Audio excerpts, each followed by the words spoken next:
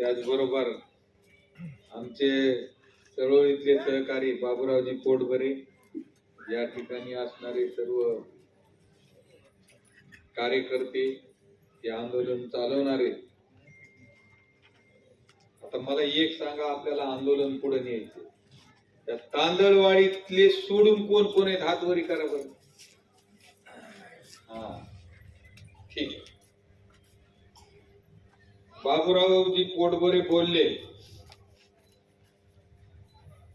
त्यांच्या शब्दाची किंमत आमचा बीड जिल्हा नक्की ठेवी, त्यात काही वाद नाही.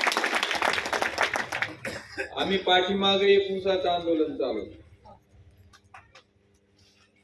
हे वेगवेगळ्या स्तरातून, सॉरी बर का, माफी मागून बोलतो. कसं चालवलं? ग्रामपंचायतनी ठराव घेतला, तो सोशल मीडियावर पाठवला, त्याच्यानंतर ज्या ऑफिसला पाठवायचं त्या ऑफिसला पाठवला, सेवा सहकारी सोसायटीने घेतला, त्या ऑफिसला पाठवला.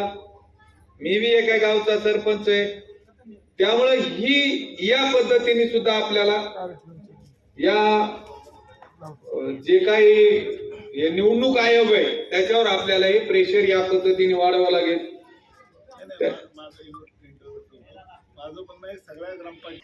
तर आम्ही ठराव घेऊनच आलो, आणि तो ठराव आता चौकट व्हायरल होणार आहे. आम्ही आमच्या सरपंच संघटनेला सुद्धा सांगू. आणि बाबूराव जे बोलले की हे आज बघतोय की जे देशामध्ये, महाराष्ट्रात, जिल्ह्यात जे काही वातावरण निर्माण झाले, सगळ्याला घेऊन चालणारं आंदोलन आहे. हे कोण्या जातीसाठी, कोण्या धर्मासाठी नाही. आपली घटना ही पुरोगामी तयार कशी झाली? या ठिकाणी संत परंपरा होती. आपण ज्यावेळेस वारीत जातो त्यावेळेस काय म्हणतो? माऊली माऊली. एवढंच. कुठले माऊली? काय जात विचारली?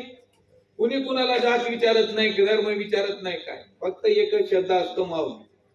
म्हणजे ही पुरोगामी परंपरा आपल्या महाराष्ट्राची, आणि ही परंपरा आपण भारताला दिलेली. आणि त्याचबरोबर आपला शिवरायांचा इतिहास आपल्या पाठीमागे. आणि मग घटना करते वेळेस या सगळ्या गोष्टीचा विचार, आणि जे स्वातंत्र्याचा लढा झाला याचा सगळा विचार या घटनेमध्ये आलेला आहे. त्याच्यामधून मग एका व्यक्तीला एकच मत हे बाबासाहेब आंबेडकरांनी का केलं? कारण सगळ्याची किंमत सारखी आहे. आता ईएम मध्ये होतंय काय? तुम्ही एजंट जाता, ती ईएम मिशन तुम्हाला चालू करून दाखवते, पुन्हा मॉक कॉल घेऊन दाखवते, त्याच्यानंतर बंद करून दाखवते. त्या नंबर ज्यावेळेस काउंटिंगला जातो त्यावेळेस त्या नंबरची मशीन आहे का हे दाखवते. पण ज्यावेळेस प्रोग्राम भरला जातो, हा प्रोग्राम आपल्याला माहित असतो का? ए इक्वल टू 1 आहे का 2 आहे, x बरोबर 3 आहे का 4 आहे, हे जे काही इंजिनियर तिथं प्रोग्राम भरत असतात, डाटा तिथं फीड करीत असतात, या डाटा फीड करण्यामध्ये घोळ.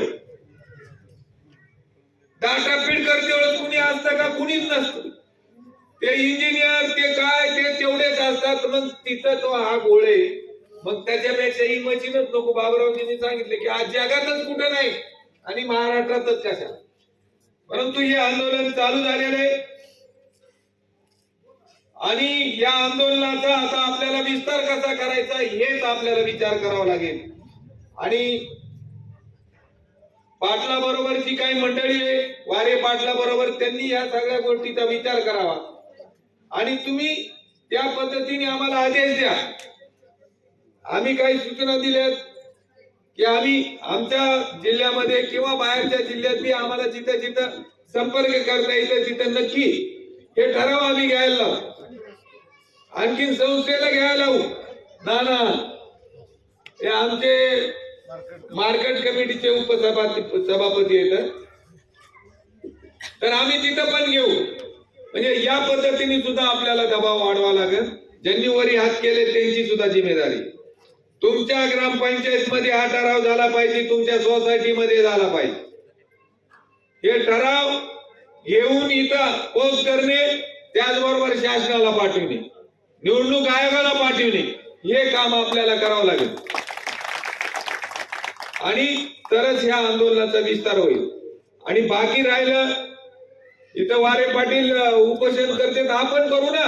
1 दिवस 2 दिवस जेवढ्या दिवस असेल अख्ख्या ग्रामपंचायत मध्ये, अख्ख्या महाराष्ट्रामध्ये झालं पाहिजे. असे काहीतरी निर्णय तुम्ही घ्या, तुम्ही आदेश द्या, आम्ही त्याचं पालन करू. आणि बाबूरावजी, आम्ही आमच्या जिल्ह्यात 100% करू, एवढं आश्वासित करतो आणि थांबतो. इन्क्लाब जिंदाबाद.